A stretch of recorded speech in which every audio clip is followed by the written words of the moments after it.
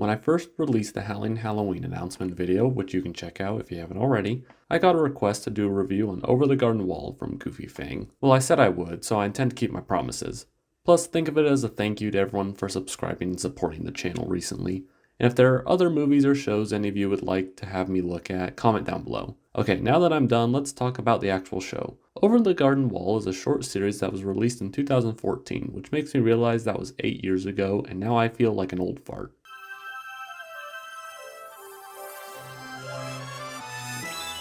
I actually remember the trailers for it on Cartoon Network as a kid.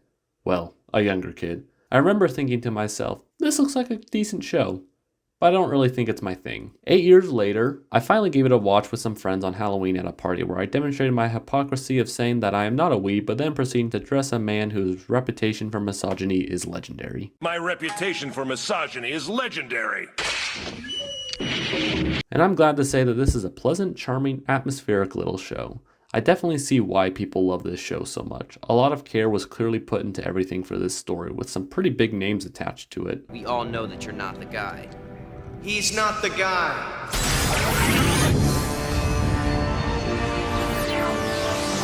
I am. And you are? I'm the guy. The real guy. I believe the biggest appeal and strength of this show is the atmosphere.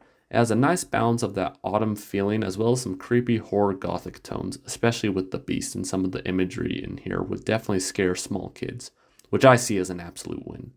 The art style and animation also match with the tone, with it working for some more horror related stuff but also works for the more wholesome stuff. Another note is the comedy's pretty good too. It's very composed of that quirky, more quiet type humor. But trust me, this show isn't like the other shows. The characters are also likable, with the arc that Wirt goes through being one that resonates with me personally, to a certain extent.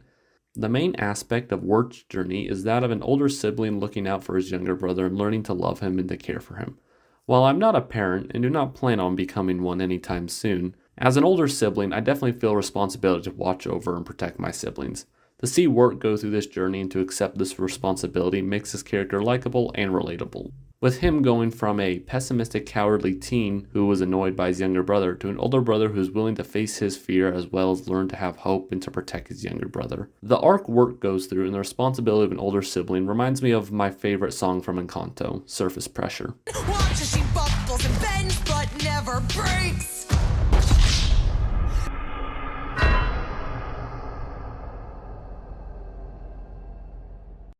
Just kidding. No mistakes, just pressure like a grip, and it won't let go.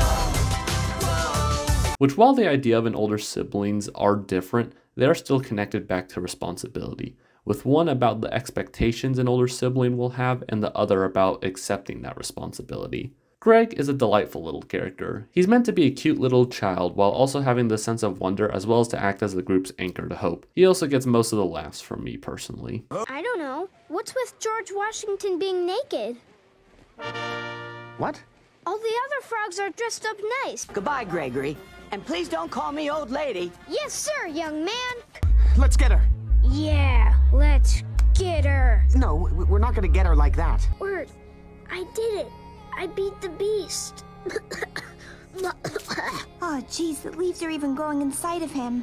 No, I was just eating leaves. I don't know what else I can say about this series. It's just so darn charming. It's so charming that it could stop wars.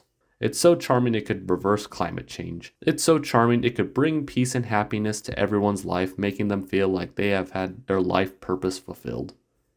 You're exaggerating, aren't you? What makes you say that?